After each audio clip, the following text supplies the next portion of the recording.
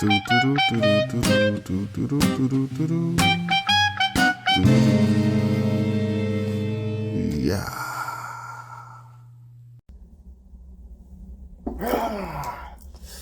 YouTube, what's up, baby? Back in this thing again for another review.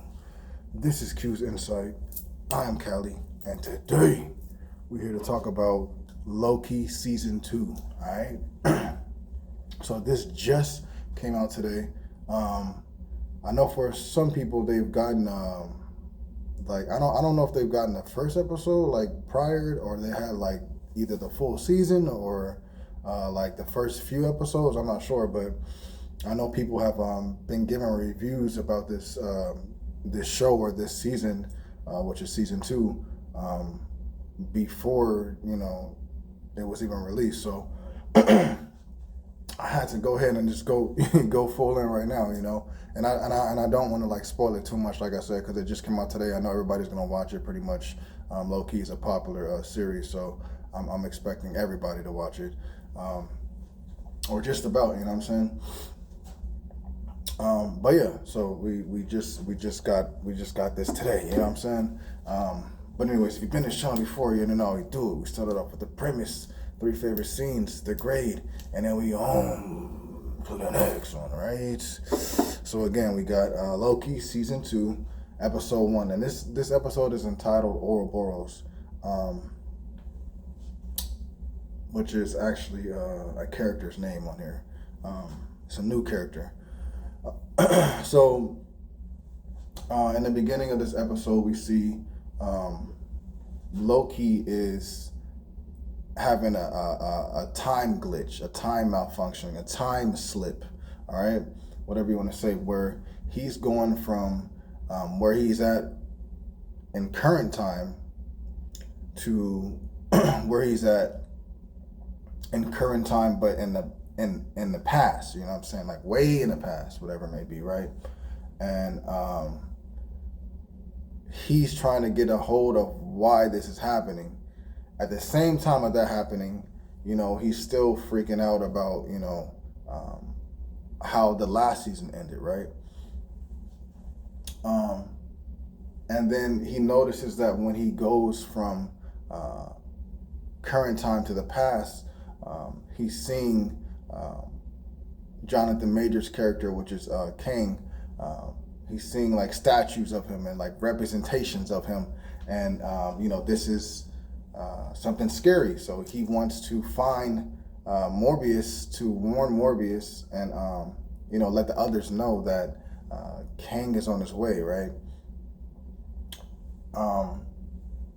When he slips into the past, we see that he talks to Morbius, but Morbius doesn't know who he is because he's obviously seen him in the past. He hasn't met him yet, right? Then from there, we see him go back to the future, and then he goes back to the past, and he runs into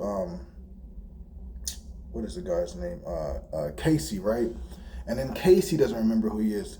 But when he tries to get Casey to remember him, Casey ends up telling the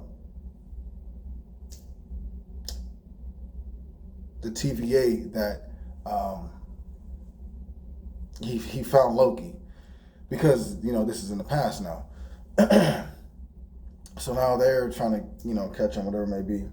Then he shoots back to the present time, has another interaction with Casey, but this time it's the Casey that he knows, right?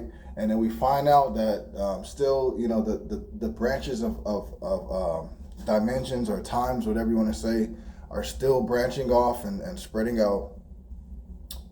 The remaining members of the TVA are freaking out.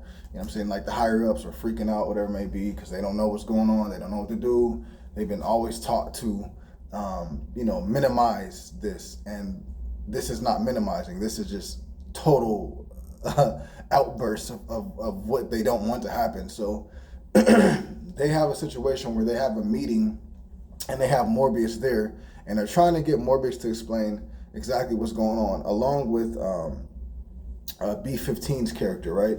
And they explain to them basically about what they encountered, what they know of, and then eventually we see that Loki is.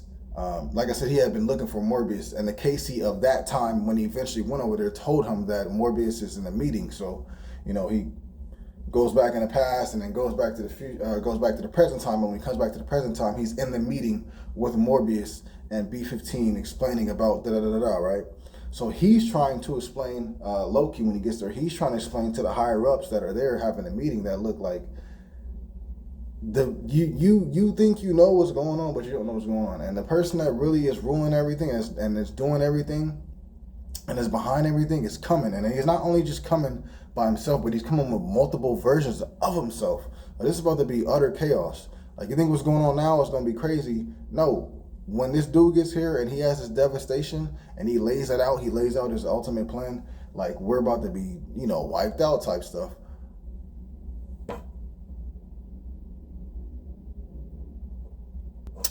Sorry, light malfunction. But, we're going to be wiped out and everything like that, right? So, he's trying to get the TVA to make a decision of doing it a different way. And, some of the members don't want to, some of the members do. And so you have a certain side of the faction is like, yo, we're going to do it this way. But then you have a certain side of the faction that's like, look, we're going after Sylvie, which they said that, but I think maybe because they found out how things happen, they want her, but it's something else behind that. I don't even trust the people that are that part of the TVA that's going after them. I don't even trust them. Like, there's something weird about them. The way that they move and handle things, I don't necessarily agree with it. Okay? But, so then we see that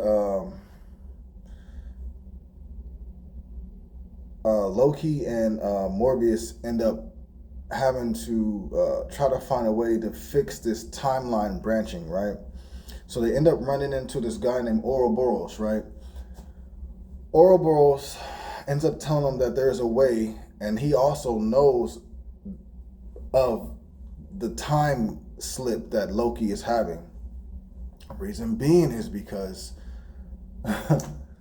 when Loki goes back to the past, after he meets Ouroboros in the present time, when he goes back to the past, he's creating memories that Ouroboros will remember in the future. So he's telling these things to Ouroboros in the past, which in the present, which is Ouroboros' future, he's talking to Morbius. So they're both like it's a weird scene. Anyways, lo and behold, there's kind of a way to try to fix this devastation that's occurring, right? So Ouroboros gives Loki and Morbius this machine, and Loki is supposed to go to the future while Morbius activates this thing outside of the ship on the TVA ship, or whatever you want to say, in space. And once he does that, like it's supposed to fix certain things, bro. Right? I was kind of confused about it, but it's supposed to fix certain things, and we see them do it, and it doesn't necessarily work out the way that they wanted to, or not exactly, right? We also do see that Sylvie is back. We do see her for a second, as Loki's in the future. He ends up seeing Sylvie for a second, okay? And that was basically the episode. Anything else, I'll leave out because I don't want to spoil too much, right?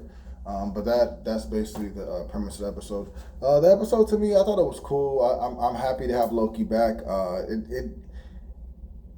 I'm gonna be honest, it kind of felt a little lackluster, and also there wasn't that much. There was no action, so you know what I'm saying. So whatever. But it's the first episode. This is Loki. You know what I'm saying? It's a little different. So I'm gonna look at it in a different way. But I'm gonna give this episode a 7.7 out of 10. All right, so 7.7 out of 10, definitely above average, definitely worth your time. If you're a Loki fan, if you're a Marvel fan, go check this out right now because it just dropped, and you will be, you'll be one of the first or one of the few many that saw it, right when it came out. But anyways, let me know what you guys thought about it in the comments down below. What were some of your favorite scenes? Do you like the way that the season is playing off? Or do you feel like this is kind of, not what you want?